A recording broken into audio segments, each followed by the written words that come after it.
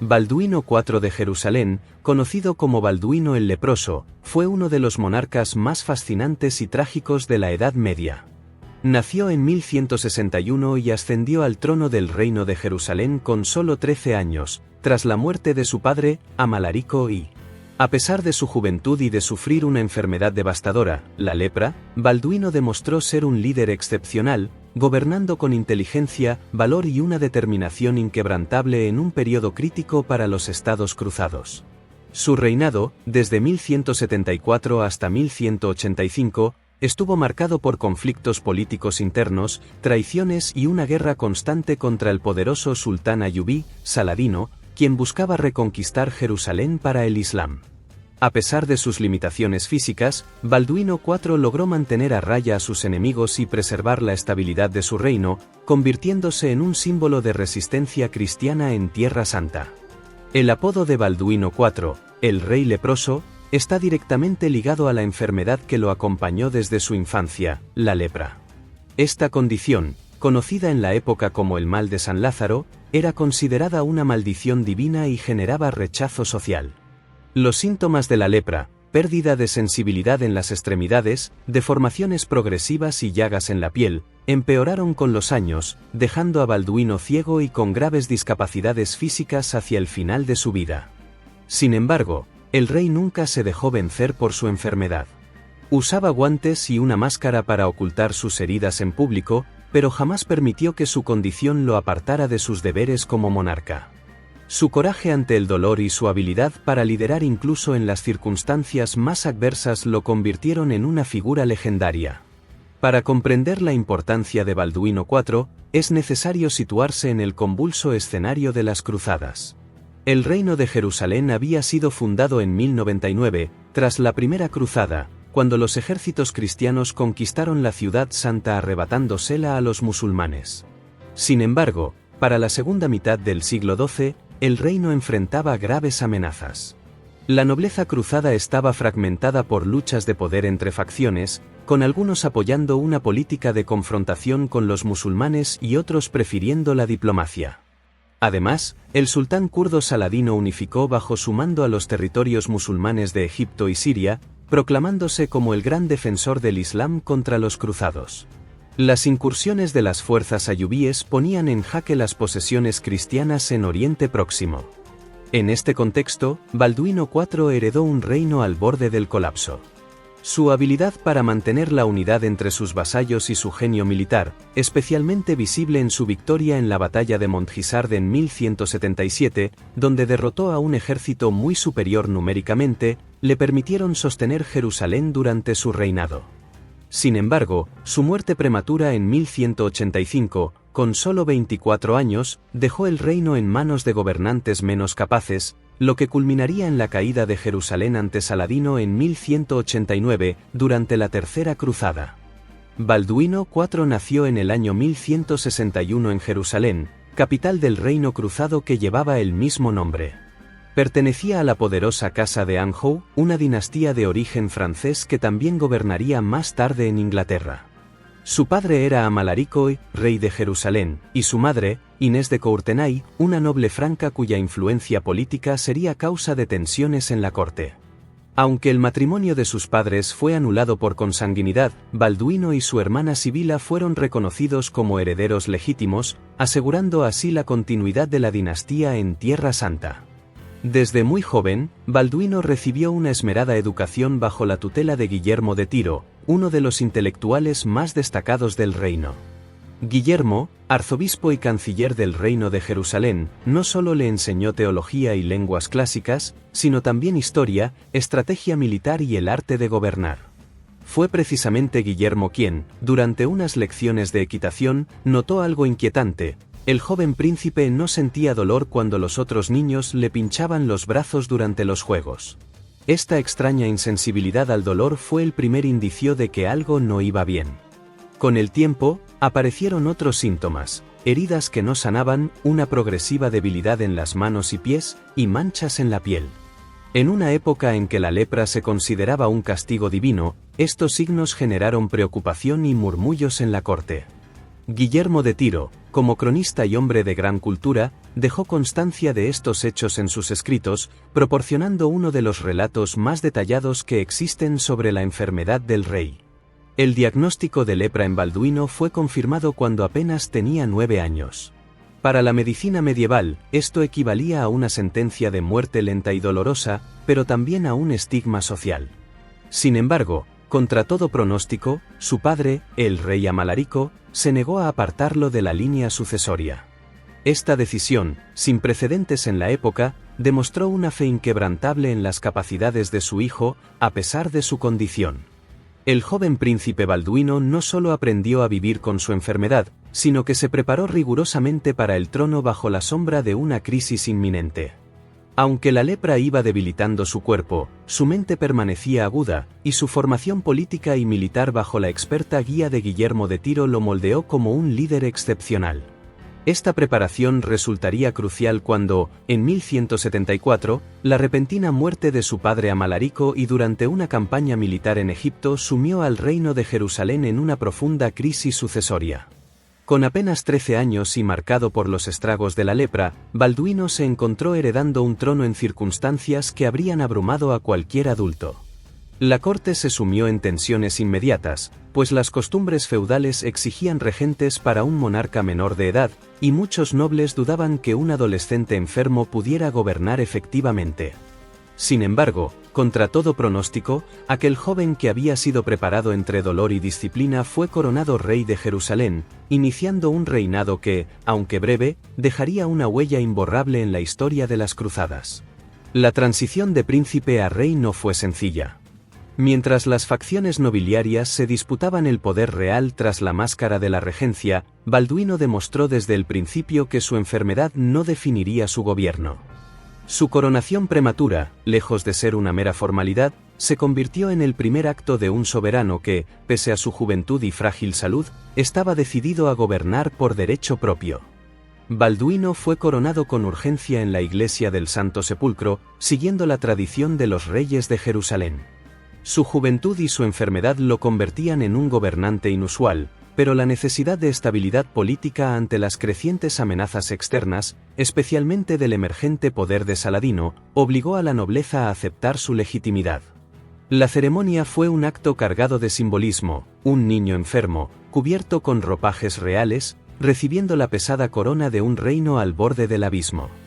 Gobernar siendo menor de edad ya era una tarea titánica en el convulso mundo cruzado, pero hacerlo mientras la lepra progresaba era un reto sin precedentes, ya que ésta iba dañando sus extremidades, limitando su movilidad y dejando visibles marcas en su rostro. Sin embargo, Balduino demostró desde el principio una determinación férrea. Aprendió a delegar tareas que no podía realizar físicamente, pero mantuvo siempre el control sobre las decisiones cruciales, especialmente en asuntos militares y diplomáticos. La nobleza del reino se dividía entre quienes veían en Balduino a un rey legítimo a pesar de sus limitaciones y aquellos que consideraban su condición una debilidad inadmisible. Raimundo III de Trípoli, como regente inicial, tuvo una relación compleja con Balduino.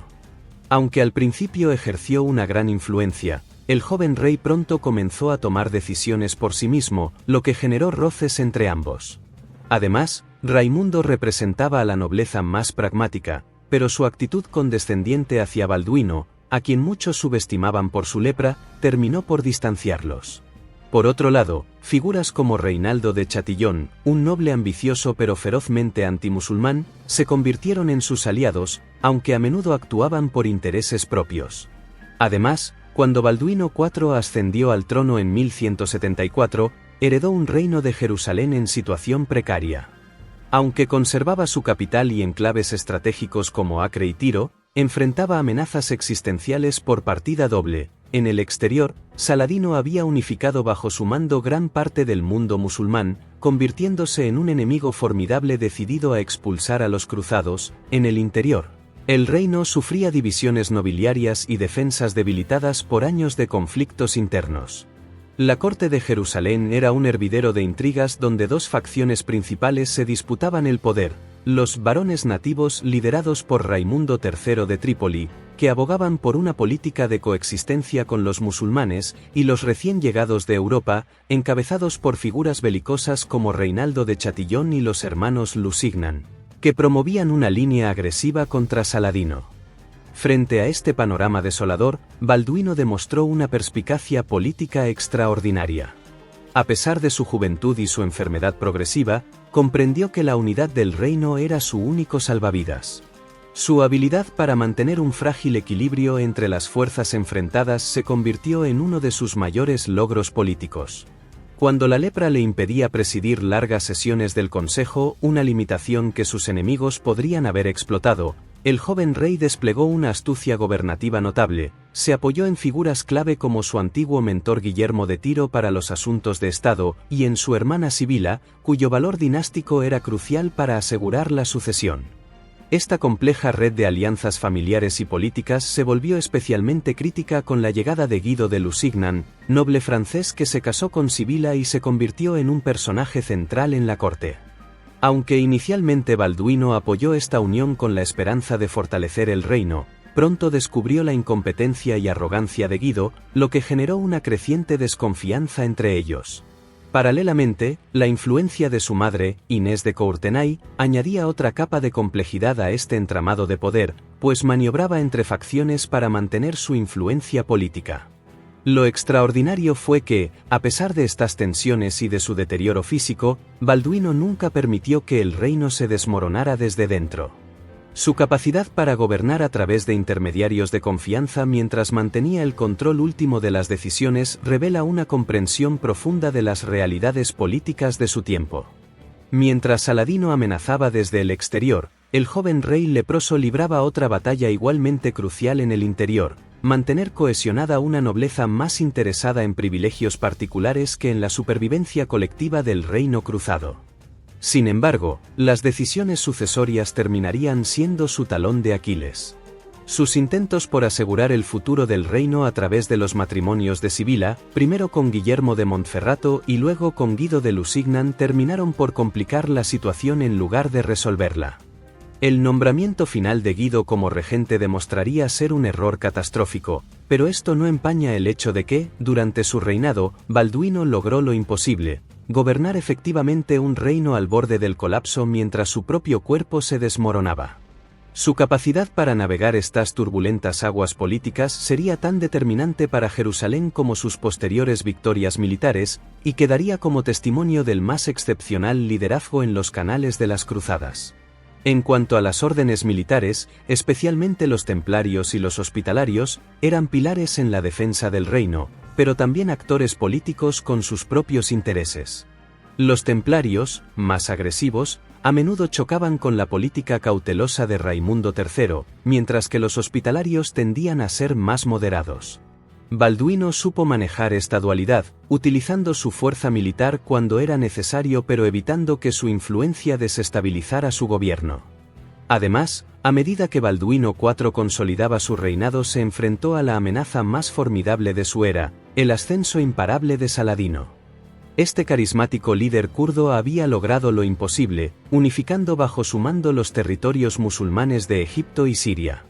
Proclamado sultán y declarando la yihad contra los estados cruzados, Saladino movilizó no solo un ejército numeroso y bien organizado, sino también el fervor religioso de todo el mundo islámico. Su objetivo era claro y amenazador: expulsar a los cristianos de Tierra Santa y reconquistar Jerusalén para el Islam.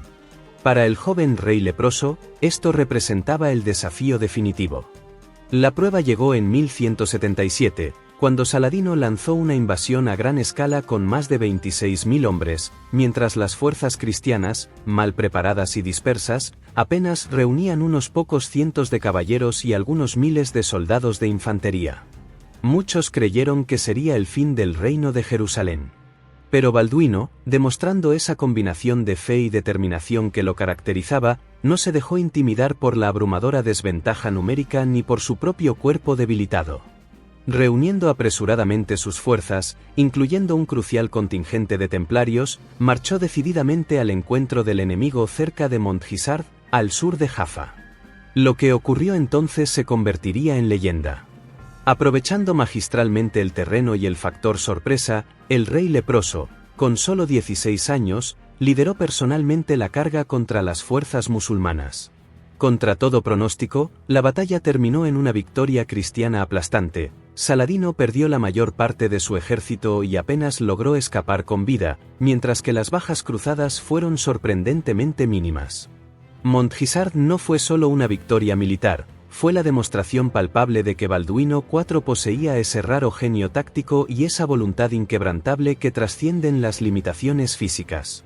El joven rey, a quien muchos habían subestimado por su enfermedad y su edad, había derrotado al más poderoso enemigo que jamás enfrentarían los Estados Cruzados. Esta batalla, librada contra todo pronóstico, se convertiría en el momento definitorio de su reinado y en una de las victorias más sorprendentes de toda la era de las Cruzadas. Aunque Montgisard fue su mayor triunfo, Balduino continuó enfrentándose a Saladino en los años siguientes. En 1179, los ejércitos musulmanes asediaron la fortaleza de Jacobsford, logrando capturarla después de una feroz resistencia. En 1182, Saladino intentó tomar Beirut, pero Balduino, anticipándose a sus movimientos, fortificó la ciudad y lo obligó a retirarse. En cada uno de estos enfrentamientos, el rey leproso demostró una habilidad excepcional para la guerra defensiva. Aunque su enfermedad le impedía cabalgar o empuñar una espada con fuerza, diseñaba estrategias, coordinaba a sus generales y mantenía alta la moral de sus tropas.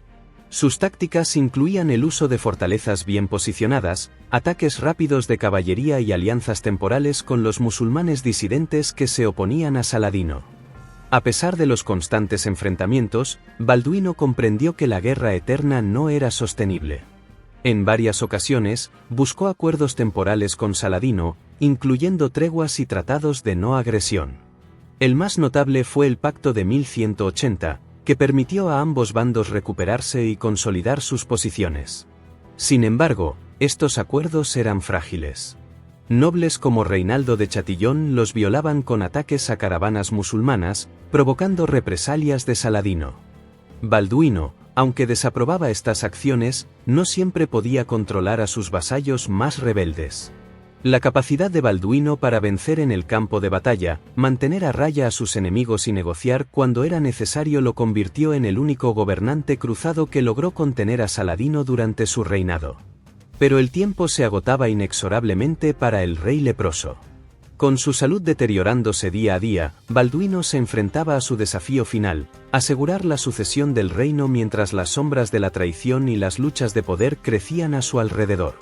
La ausencia de descendencia directa, consecuencia inevitable de su enfermedad y su condición de célibe, convertía esta cuestión en un problema cada vez más apremiante. A medida que la lepra consumía su cuerpo con implacable voracidad, las intrigas palaciegas alcanzaban su punto más álgido. Las diversas facciones de la corte, como buitres olfateando la debilidad del monarca, intensificaban sus conspiraciones para controlar el futuro del reino. La enfermedad que había marcado su vida ahora amenazaba con destruir todo su legado político. Si no lograba establecer una transición de poder ordenada, sus años de sacrificio y liderazgo podrían desvanecerse en el caos sucesorio. La figura de Sibila, hermana mayor de Balduino, se convirtió en el eje de todas las maniobras sucesorias.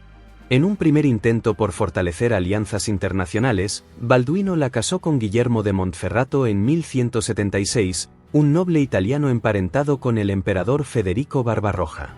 Sin embargo, Guillermo murió al año siguiente, dejando a Sibila viuda y con un hijo recién nacido, el futuro Balduino V. Ante la creciente presión de la nobleza, Balduino IV se vio obligado a aceptar un segundo matrimonio para su hermana. En 1180, contra su mejor juicio, permitió que Sibila se casara con Guido de Lusignan, un caballero francés ambicioso pero de dudosa capacidad política. Esta decisión, tomada en parte por la influencia de su madre, Inés de Courtenay, resultaría desastrosa. Guido demostró ser arrogante, inepto en el gobierno y propenso a desafiar la autoridad del propio rey. La relación entre Balduino y Guido se deterioró rápidamente. En 1183, tras una serie de errores militares y políticos de Guido, Balduino lo despojó de la regencia y trató de anular su derecho al trono. Como medida desesperada, coronó a su sobrino, Balduino V, el hijo de Sibila y Guillermo de Montferrato, como ceo rey, esperando que el niño pudiera sucederle bajo la protección de nobles más confiables. Sin embargo, esta solución solo generó más divisiones. Los partidarios de Guido, liderados por Inés de Courtenay y Reinaldo de Chatillon, continuaron conspirando, mientras que la facción de Raimundo III de Trípoli buscaba alternativas para excluir a los Lusignan del poder. El reino se dividía entre quienes apoyaban a Sibila y Guido, y quienes preferían a Balduino V con un consejo de regencia fuerte. En sus últimos años, Balduino IV, ya ciego y con la lepra en su fase más devastadora, gobernaba desde su lecho mientras el reino se fracturaba en silencio. Su cuerpo, consumido implacablemente por la enfermedad desde la infancia, había perdido toda movilidad, sus extremidades deformadas, sus dedos fusionados o desaparecidos, sus ojos privados de luz.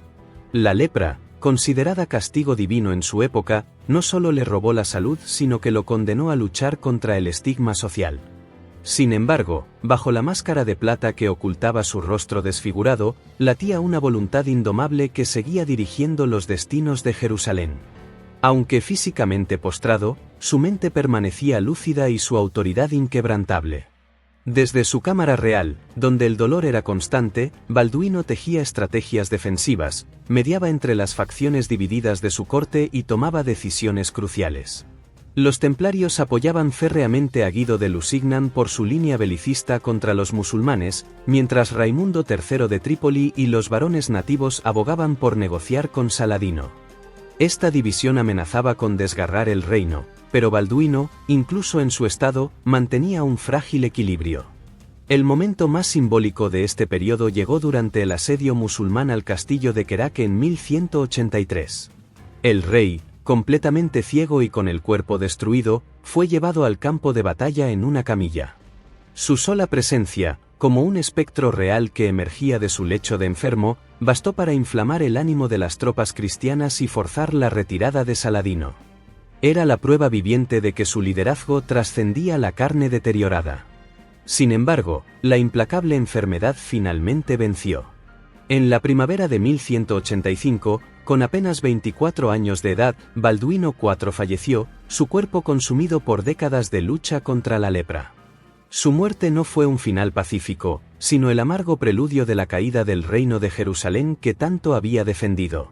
El trono pasó nominalmente a su sobrino Balduino V, un niño enfermizo de apenas 8 años bajo la regencia de Raimundo III de Trípoli. Pero esta frágil solución sucesoria pronto se desmoronó ante las ambiciones desatadas de Sibila y su esposo Guido de Lusignan. La situación se tornó crítica cuando, en circunstancias sospechosas, el pequeño Balduino V murió menos de un año después, abriendo las puertas a un conflicto abierto por el poder. En un movimiento audaz que dividió profundamente al reino, Sibila se autocoronó reina y nombró a Guido como su consorte. La nobleza se fracturó irremediablemente, mientras Raimundo III y sus partidarios se negaban a reconocer al incompetente Guido, otros como Reinaldo de Chatillon lo apoyaron, defendiendo una política de confrontación total contra Saladino. Saladino, que había respetado, y hasta temido, a Balduino IV, no perdió tiempo. Sabía que con Guido en el trono, el reino estaba vulnerable. En 1187, tras provocar hábilmente a Reinaldo de Chatillon para que rompiera una tregua, lanzó una invasión a gran escala. El resultado fue la batalla de los Cuernos de Attín, donde el ejército cruzado, mal dirigido por Guido, fue aniquilado. Reinaldo de Chatillon fue ejecutado personalmente por Saladino, y Guido, capturado. Sin fuerzas para defenderse, las ciudades cristianas cayeron una tras otra. El 4 de octubre de 1187, Jerusalén se rindió a Saladino, poniendo fin a 88 años de dominio cruzado. La figura de Balduino IV ha sido objeto de debate durante siglos. Para algunos, es el último gran rey de Jerusalén, un genio militar que logró lo imposible, gobernar con sabiduría mientras su cuerpo se desvanecía. Su victoria en Montgisard y su resistencia ante Saladino lo convierten en un héroe trágico, cuyo único error fue no poder controlar a sus sucesores. Para otros, es un mártir cristiano, un hombre cuya enfermedad fue tanto un castigo como una prueba divina. Su vida de sufrimiento y su muerte prematura evocan a las historias de santos medievales, sacrificados por una causa mayor. Pero quizás la interpretación más justa sea la que lo muestra como un líder excepcional en el momento más oscuro. Balduino no pudo evitar la caída final de Jerusalén, pero sin él, el reino habría colapsado mucho antes. Su reinado fue un testimonio de que, incluso en la derrota, la grandeza humana puede brillar. Mientras Saladino entraba en Jerusalén, muchos cruzados recordaron con nostalgia al rey leproso. ¿Habría podido evitar el desastre si hubiera vivido unos años más? Es imposible saberlo. Pero su historia sigue viva, no como un mero recuerdo de fracaso, sino como un recordatorio de que el valor no se mide en batallas ganadas, sino en la voluntad de luchar cuando todo está en contra. Balduino IV no logró salvar Jerusalén, pero sí salvó su honor. Y eso, al final de cuentas, es lo que lo convirtió en una leyenda. La figura de Balduino IV ha trascendido los libros de historia para convertirse en un personaje fascinante en la cultura popular, especialmente gracias a su representación en Kingdom of Heaven de 2005, la épica película de Ridley Scott. Sin embargo, como suele ocurrir con las adaptaciones cinematográficas, existe un abismo entre el Balduino histórico y el que aparece en la pantalla. En Kingdom of Heaven, Balduino aparece interpretado por Edward Norton, quien lleva una imponente máscara plateada que oculta completamente su rostro, una elección visual impactante que refuerza su aura de misterio y solemnidad. La cinta lo presenta como un monarca pacificador, casi filosófico, que promueve activamente la convivencia entre cristianos y musulmanes. Sus diálogos están cargados de reflexiones profundas, y su muerte se muestra como el fin de una era de relativa paz, dando paso al caos bajo el gobierno de Guido de Lusignan. Esta interpretación, aunque poderosa en términos dramáticos, simplifica considerablemente su carácter histórico. El verdadero Balduino no era un pacifista por convicción ideológica, sino un gobernante pragmático que entendía la necesidad de establecer treguas temporales para fortalecer su reino. Además, la película omite por completo su faceta como estratega militar agresivo, particularmente su audaz victoria en Montgisard, donde demostró ser un líder castrense excepcional. Al analizar las diferencias entre el personaje histórico y el ficticio, encontramos varios aspectos significativos. Respecto al uso de la máscara, aunque es cierto que Balduino cubría su rostro debido a las lesiones causadas por la lepra, no existen evidencias históricas de que utilizara una máscara de metal elaborada como la que aparece en la película. Lo más probable es que empleara velos o tejidos para ocultar sus heridas. En cuanto a su relación con Saladino, la cinta sugiere un mutuo respeto casi caballeresco entre ambos líderes, cuando en realidad sus interacciones fueron mucho más complejas. Si bien Saladino admiraba la tenacidad del rey leproso, no dudó en aprovechar su muerte para lanzar la ofensiva que culminaría con la caída de Jerusalén. El tratamiento de la religión en el personaje también muestra divergencias importantes. Mientras la película presenta a Balduino como un escéptico de la fe, el verdadero monarca fue un devoto cristiano que gobernó en nombre de Dios, aunque sin caer en el fanatismo característico de otros líderes cruzados de la época. A lo largo de los siglos, la imagen de Balduino IV ha experimentado diversas reinterpretaciones. Durante la Edad Media, se le consideró principalmente como una figura trágica, un gobernante justo castigado por la enfermedad pero dotado de una fuerza casi sobrenatural para resistir y liderar. En el siglo XIX, los autores románticos lo idealizaron como un héroe melancólico, víctima de un destino cruel. En la actualidad, los historiadores lo estudian como un líder excepcional que supo sobreponerse a sus limitaciones físicas mediante una inteligencia estratégica poco común. La película Kingdom of Heaven, a pesar de sus licencias creativas, ha contribuido significativamente a popularizar su figura, aunque al costo de reducirla a un símbolo de paz, oscureciendo su faceta como guerrero y estadista pragmático. El legado de Balduino IV permanece vivo como un enigma histórico fascinante. Para algunos representa al rey leproso que no pudo evitar la caída de Jerusalén, mientras que para otros encarna al último gran defensor del reino cruzado. El cine lo ha convertido en un ícono de dignidad frente al sufrimiento, pero su verdadera historia, la de un joven que derrotó a Saladino en el campo de batalla y gobernó con astucia mientras su cuerpo se deterioraba, resulta incluso más cautivadora que cualquier ficción. Si su vida ya constituía una leyenda, su representación en la cultura contemporánea la ha elevado al estatus de mito. Y este, quizás, sea el mayor tributo posible para un hombre que, aún oculto tras una máscara, jamás pasó desapercibido en la historia. Su figura sigue inspirando debates y reflexiones, demostrando que el verdadero impacto de un líder trasciende los límites de su tiempo y se proyecta a través de los siglos. Además, 800 años después, su vida sigue interrogándonos: ¿qué haríamos nosotros si el destino nos pusiera en su lugar? La respuesta, quizás, define qué tipo de líderes seríamos.